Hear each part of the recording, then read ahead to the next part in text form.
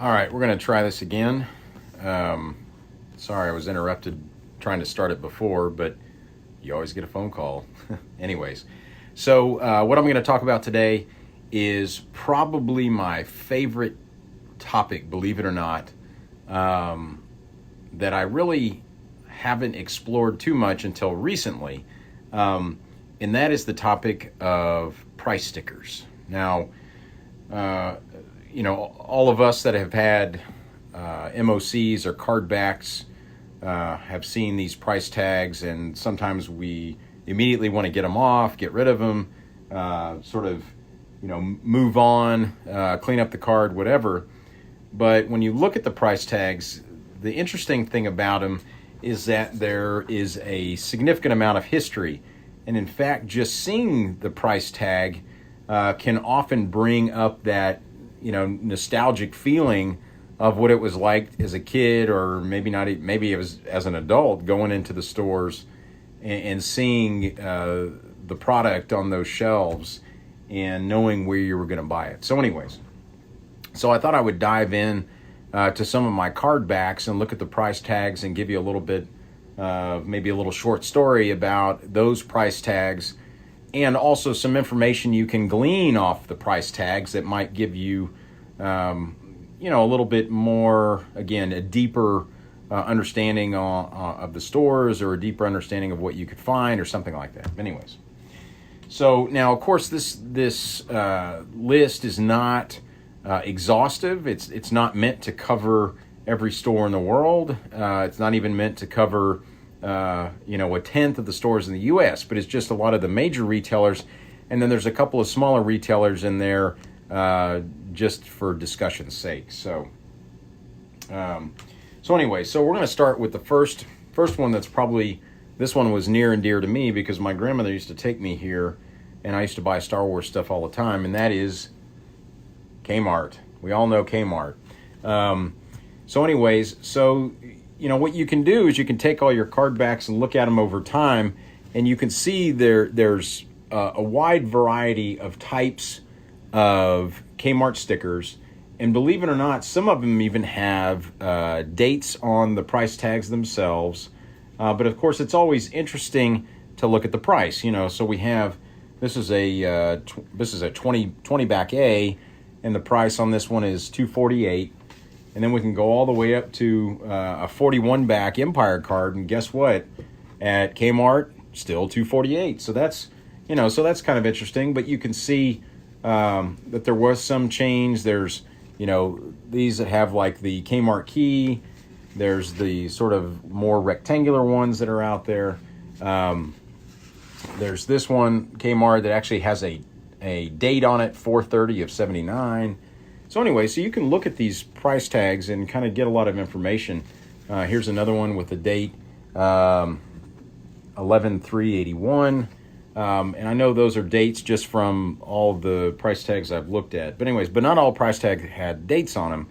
But anyways, and so the interesting thing here is, Kmart was started in 1962. The original name was like SS Krieger or something like that. But anything with SS in it sounds kind of, especially when it almost sounds German. They changed that, of course, later on, and I think it was, sometime in the 70s. But what was interesting about Kmart is Kmart opened their first big, large department store 4 months before Walmart actually opened their first big retail store. So they were basically started about the same time. The other interesting thing is that Kmart itself had a lot of almost subsidiaries, meaning even further discount chains that were associated with Kmart. One of those chains was this one right here. You can see that Zara or Zyra or whatever. There's an interesting story behind this, but this was a chain of discount stores. I know that they were in the Midwest, and I'm sure they were all over the U.S. But what's funny about this one, especially, is that guess what? The price went up, so they're not more discounted there. They were actually more expensive. But anyway, so that was just an interest. The other discount chain that was under the wing of Kmart was actually Bradley's, and I've seen some Bradley's price stickers, which are very interesting, but I didn't know that there was that connection. Let's see, what else? I think that was the only thing I had with that tag. So anyway, so that's kind of an interesting one. Now, another one that's usually near and dear to most of us in the U.S. is KB Toys. Now, KB Toys, interesting enough, was started in the, gosh, when was that? In the 20s. And it was originally a candy store. And finally, I think it was several years later, they started selling toys here and there.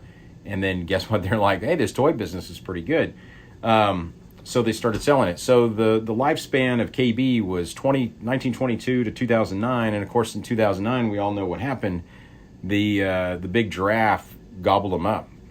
Now, one of the interesting facts about KB that I did not know is that KB acquired a lot of the Tri-Logo figures and Palatoy figures, and actually these were sold in the U.S. At KB stores at one time. Now, of course, they all went for like 50 cents or 99 cents or something like that. But I did not know that KB sold, this isn't one, but I was just saying that I didn't know that KB Toys sold Tri-Logos, which I thought was very interesting. So I just found a Palatoy Boba Fett with a KB sticker on it, which I thought was very interesting. At first, in fact, I thought it was fake in the beginning, and then found out that it was actually a legitimate price tag. But anyways, so like I said, the big giraffe swallowed up KB Toys in 2009, and so we're all very familiar with the Toys R Us orange sticker. Now, the cool thing about Toys R Us stickers is that, again, you can go from the early card backs and follow the shape, numbers on them, and watch the evolution of the price tag. Again, this was a 12A. As you can see, what they kind of started out with in the late 70s, and then you get into the larger ones, which I've got somewhere around here. But anyways, so that's kind of a interesting thing to know. Yeah, here you go. So you go from this type of Toys R Us tag till we go to the one that I think most people are super familiar with, which is the longer rectangular one. And then, of course, this is another. And you can see what's interesting is that the price on these, $1.97, that was cheaper than Kmart was even back in the late 70s. So it seems like Toys R Us actually had a pretty good deal on figures back then. This is just another one of those long rectangles. Now, of course, this price tag further evolved. This is a Power of the Force card. You can see this sort of newer rendition of it. Looks a lot more clean, a lot more fancy, a lot more consistent. And guess what? The price went up. Now it's $287. So, of course, the $287 price matches what the Kmart price was back in the Star Wars and early Empire days. So I thought that was very interesting. Now, another interesting thing about Toys R Us is that one of the things that I've always wondered is, where do they come up with the R? They reverse the R. And the story is that the R was reversed simply to get attention. That was it. There's no deeper meaning about it, or at least that's what they said. And the other interesting story was, of course, so Toys R Us became a public company in 1978. But the, what's his name, Lazarus, wanted to expand it, but he didn't have the money. So he actually sold the rights, or sold the Toys R Us to Interstate, which was a chain of discount stores, but he sold it on the condition that he could still run the toy business. And so he continued to run it. Well, eventually Interstate actually filed for bankruptcy, but the toy division was doing fantastic. And so ultimately, he basically brought Interstate out of bankruptcy with all the money that Toys R Us were making. So I thought that was kind of funny. It's kind of the reverse situation of don't bite the hand that feeds you. He actually was almost in that category. And the other thing is that from 1978, driven a lot by Star Wars, is that their annual sales went up 40% per year until 83. I mean, think about that. That's an astronomical success story back then. So Toys R Us was huge back in, obviously, the late 70s, early 80s. I was very happy to have lived during that time. All right. So one of the other things that comes up, so this one is you can see it, service merchandise. Now, there was, back in the 70s, there were a group of stores. I think Best Company was one. There was one called McDade and Company in Chicago, like service merchandise, that were literally catalog showrooms, so that you would go into the store and all the stuff in the stores were display only. And then you would fill out an order sheet in the store, hand it to, there was a desk at the back or whatever, and they would literally bring out the boxes of the material. So it was like an in-person catalog store. Very interesting. But anyways, and so what's interesting about service merchandise is that service merchandise, I don't know if anybody knows this, but they supplied most of the prize winnings for The Price is Right and The Wheel of Fortune. So if you ever watched those back in the day, like I did, you could go to your local service merchandise and boom, there would be the same thing. And service merchandise started in 1934 and lasted till about 2002. But I always thought that was a funny story about service merchandise. All right. So here's one that is a very interesting. It's sort of a combo. You have Child's World and Children's Palace. So Child's World was actually started in 1962.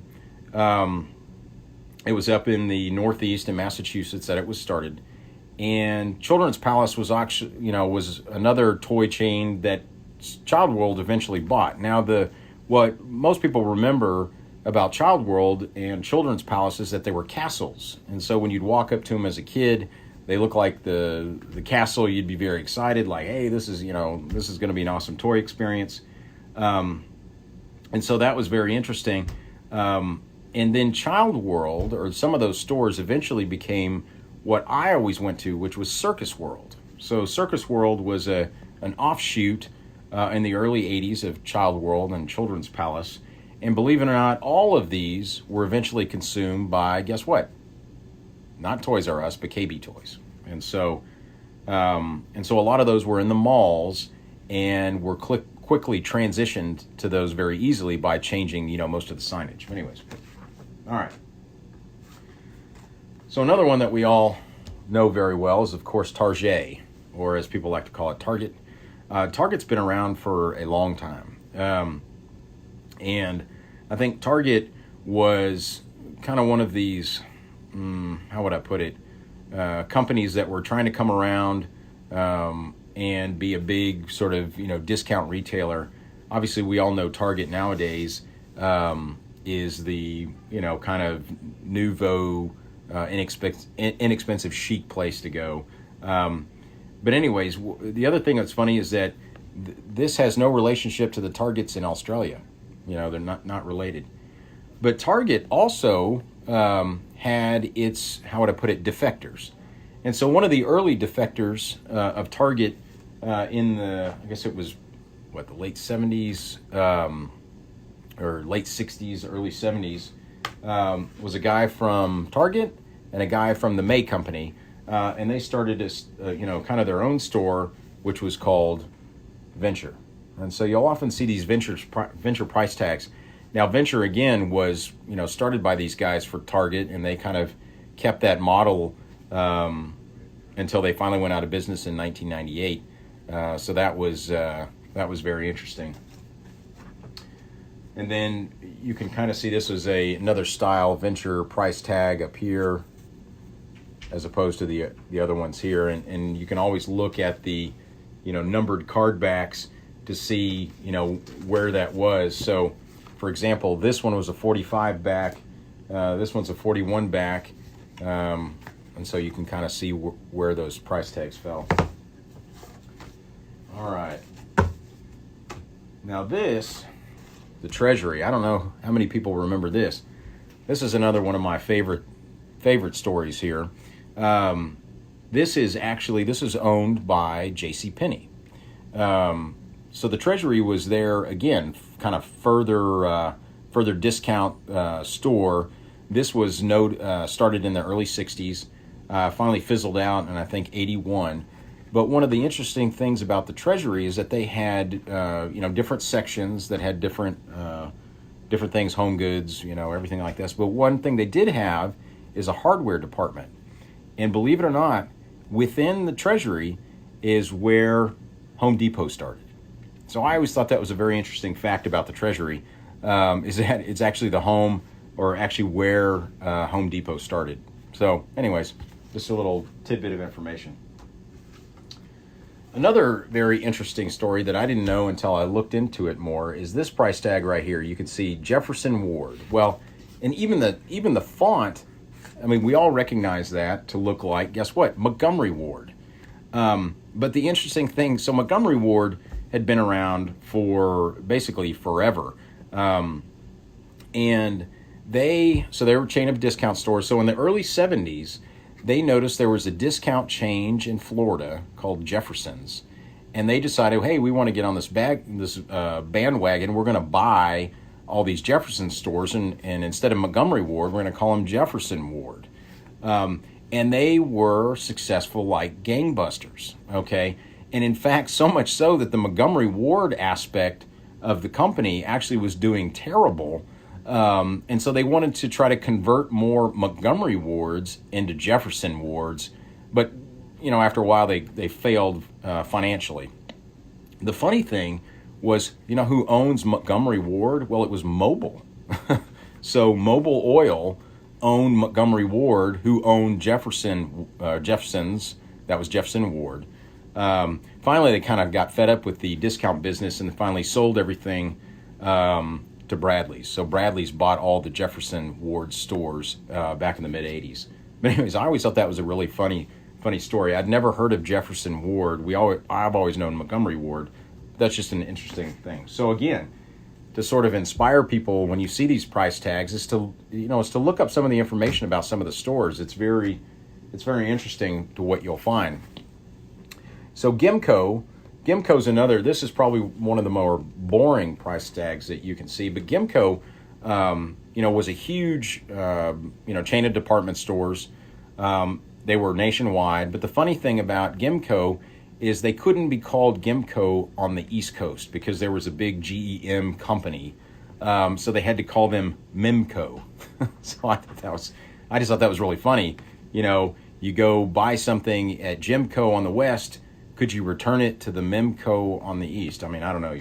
But they lasted until the mid-'80s, and then once again they crashed and sold out. A lot of the Gimcos actually became Targets. So, all right. So this is another one of my favorite stories. One of my favorite stores is the old TG&Y. The TG&Y. So TG&Y, of course, were a chain of discount stores.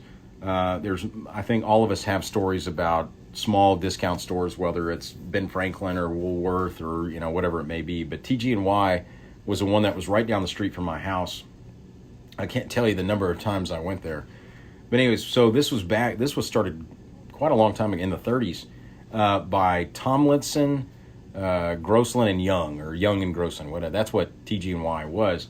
But there are other names that people have attached to TG&Y that I think are much better, like Turtles, Girdles, and Yo-Yos. That's probably my favorite TG&Y one. But anyways, so TG&Y was the small store. And then, there were all these small little 5 and dime stores across the U.S., and there was a huge company, McCrory, which was a conglomerate company that was just buying up everything. Well, above McCrory was another York distribution company, YDC, that bought everything also. And so, it was kind of like the picture where you see the little fish being eaten by the big fish, being eaten by the bigger fish, and all this other stuff. So TGY was kind of on the bottom of that chain. And who was on the top of that chain was YDC. And so YDC stands for York Distribution Company. Believe it or not, it's in the Northeast.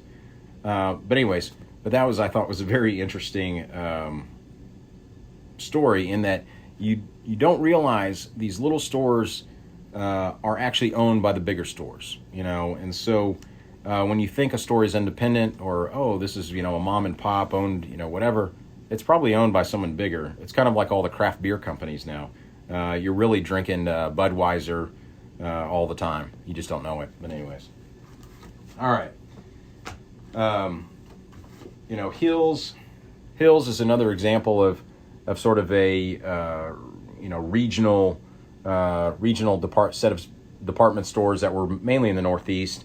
They lasted until about the late 90s, and again, same kind of thing, filed bankruptcy and fell. McDade & Company. McDade & Company was kind of a Chicago favorite. This was another catalog sort of showcase place, where you go in. It was started in the mid-50s, and then, of course, after a while in the, I think it was in the 90s, I think they finally had to belly up, and they changed names and, something like that. There was a whole host of little pharmacies, Revco, Eckerd. This was one. It was called Rand-Eric. Rand-Eric was a small little pharmacy, and they all got together. And of course, they were owned by, what was it called? People's Drug. People's Drug was like the U.S. cartel for pharmaceuticals in the 70s and 80s. Probably still are. It's probably called something else. But anyways. So look at those price tags. Look up some information about the history of those stores, because I think once you start digging into them, you find out some incredible information. It just makes it a little bit more interesting. However, I do have my favorite of favorite, and I'll tell you why in just a second.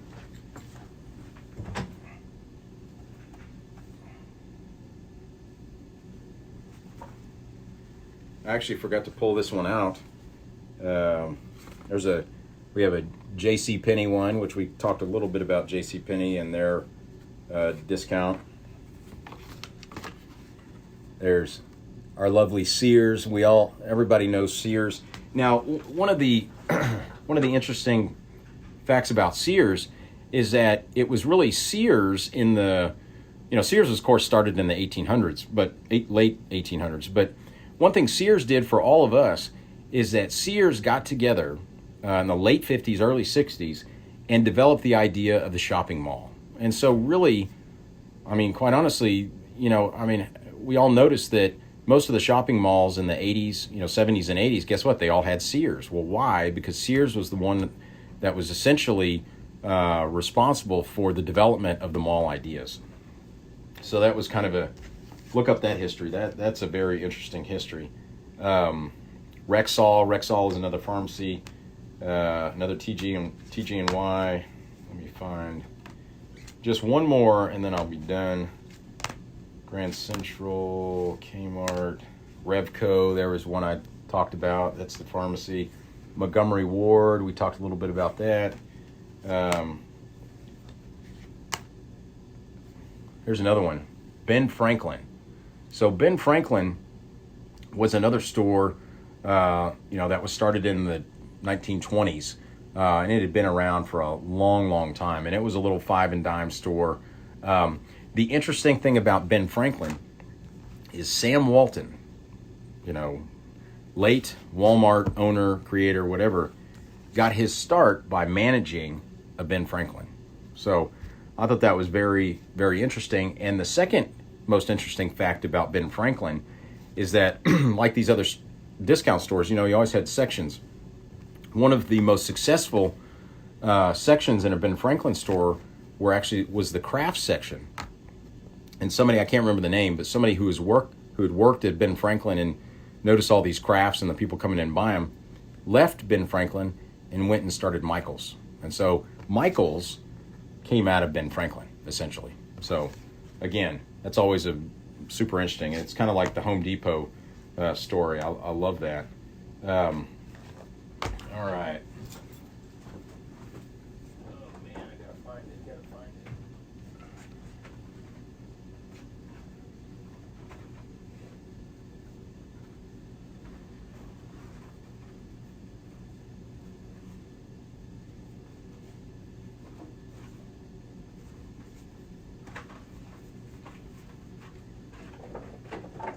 Well, shoot.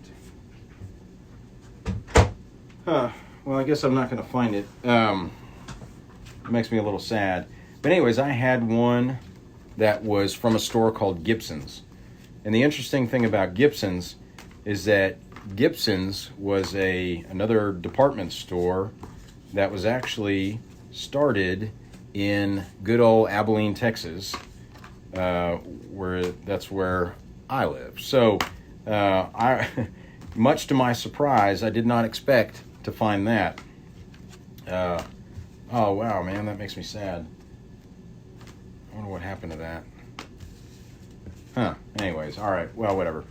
No, but that was just interesting. It was started in the 30s in Abilene, Texas. I didn't know it, and I do have a card back with Gibson's on it somewhere. I just can't find it.